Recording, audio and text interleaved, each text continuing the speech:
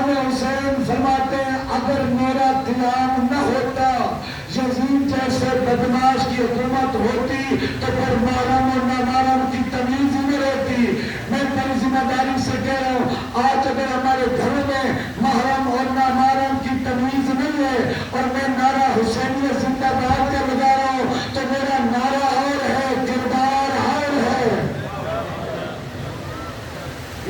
نعرہ میں لگاتا ہوں حسینیت زندہ باد کا مطلب میرے گھر میں پتہ چلے حسین زندہ باد ہے۔ کیسے پتہ چلے گا؟ پتہ چلے کہ حلال کیا ہے، حرام کیا ہے۔ اور گھر میں حلال و حرام کی تمیز نہ ہو اور ہم کہیں جناب یہ حسینیت زندہ باد۔ یہ معاف کرنا، میرے لفظوں کو ارادہ کرنا نہیں ہے۔ اگر گھر میں برائی ہوتی ہے، گھر میں حلال حرام کی تمیز نہیں ہے، یہ حسینیت زندہ